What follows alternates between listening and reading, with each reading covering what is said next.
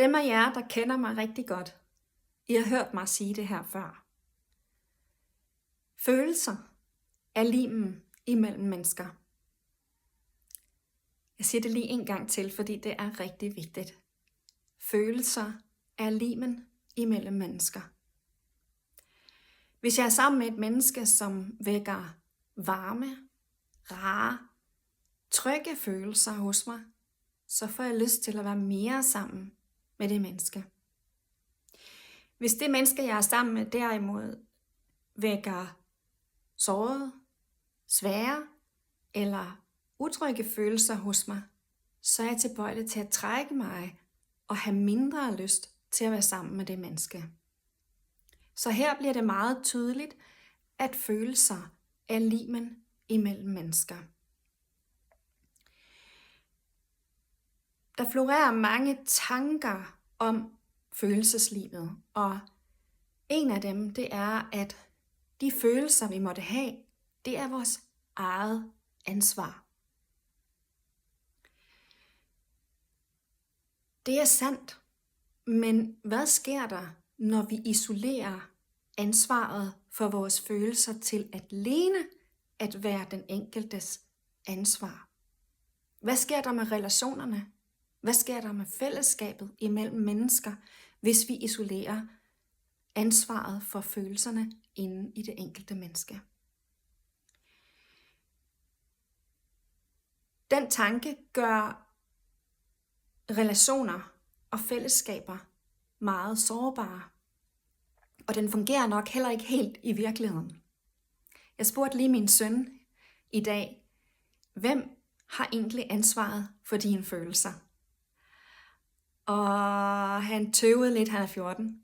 Han tøvede lidt, og så sagde han, det har jeg vel. Ja, okay, ja.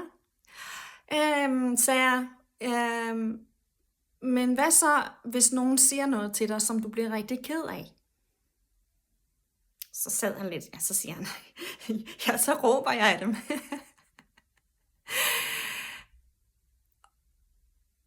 Og jeg siger til ham, jamen godt så, men hvad råber du så af dem? At det ikke var okay, det de sagde til mig. Siger jeg, så det er også altså lidt de andres ansvar, hvad det er for nogle følelser, de vækker i dig. Ja, men det synes han især, hvis de sagde noget, der var fucked up, som man siger. Så jeg må sige, fra børn og fulde folk, så er det, tror jeg, det her det er noget, som vi genkender fra vores egne relationer.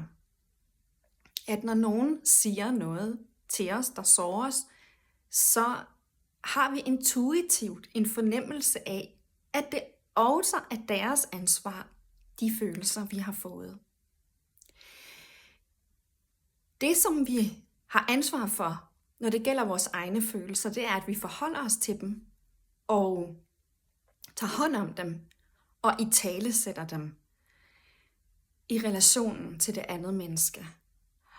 Og der, hvor det fælles ansvar kommer ind, det er, at vi tager ansvar for at forholde os til de følelser, vi vækker i andre. Fordi hvis ikke vi gør det, så er det det samme som ikke at tage hånd om relationen, om fællesskabet.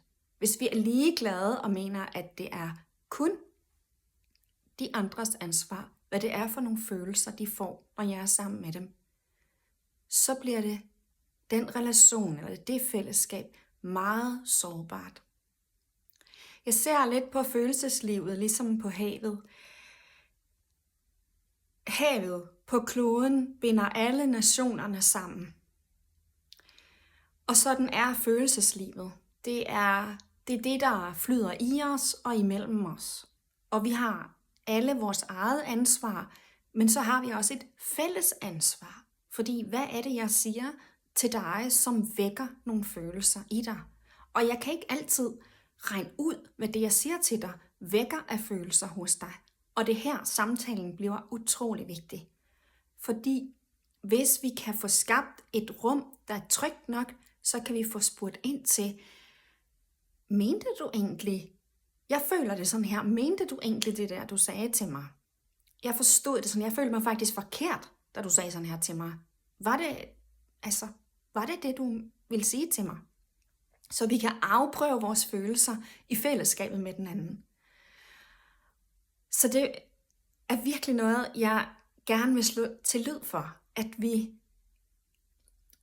kan skabe de her rum i vores relationer, hvor vi afprøver vores følelser, og hvor vi ikke kun sidder tilbage med ansvaret for vores egne følelser, men at vi også forstår, at vi på en eller anden måde har et medansvar for de følelser, vi vækker i andre. Ikke at vi altid kan påvirke, det kan vi slet ikke. Det kan være helt ud af vores hænder, den oplevelse folk får fra os. Men det vi kan drage hånd om, det er at vise forståelse for de følelser, vi har vakt i de andre.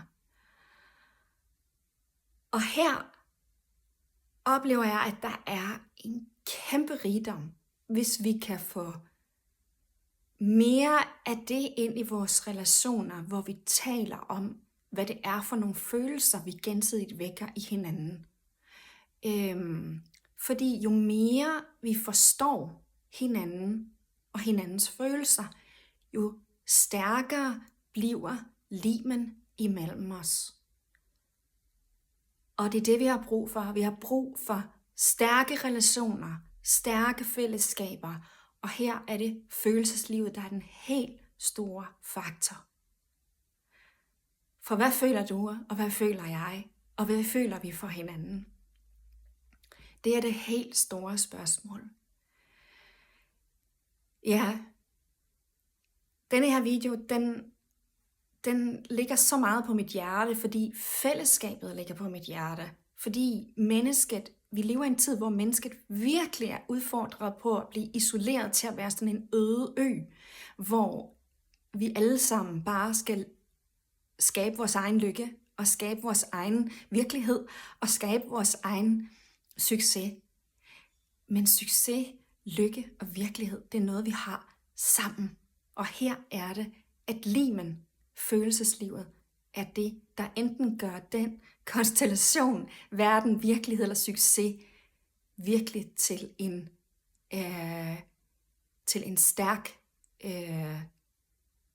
udlevelse, til en stærk erfaring.